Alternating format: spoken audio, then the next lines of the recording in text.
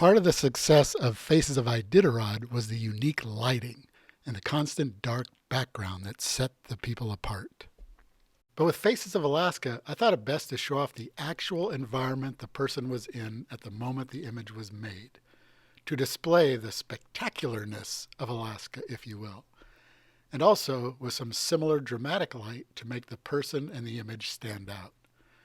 Making the background slightly darker with additional light helps with that. My first foray into the Faces of Alaska project was during a late August scouting trip up a portion of the Dalton Highway.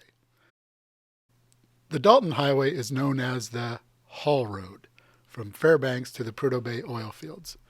My friend Ron and my wife Joan and I made the trip, making landscapes and looking for interesting everyday Alaskans to make portraits of. It was a lot of fun to meet new people, get a glimpse into their lives, and I am very privileged that these people who didn't know me from Adam allowed me to make a portrait and record their story. Similar to the Faces of Iditarod, I asked the subjects 4 questions and recorded the audio of their answers.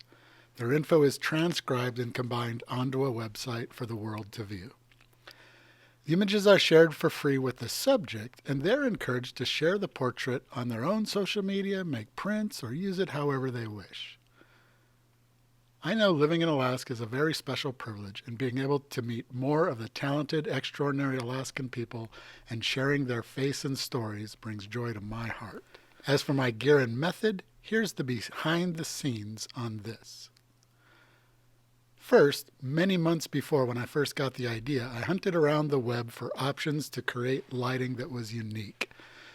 One of the challenges for this outdoor lighting was to be able to override daylight in an easy and quick way. Overriding daylight meaning that the flash is lighting the subject, not the sun or ambient light. And being able to control the light so that I could quickly and easily make adjustments to make the background darker than it actually was. Making the background darker would make the subject stand out that much more. This was not a commercial shoot where I could take my time, so I had to be able to do it fast and not take up too much of my subject's time. After many tests with my Canon speedlights, various softboxes and beauty dishes, and a self-contained studio strobe, I ultimately chose a Westcott Rapid Box beauty dish as the main light modifier. This really is what makes the light the best. And of course it can be combined with really any strobe, including my Canon speedlights, but I mainly use the Godox 8600 studio strobe because of its output power.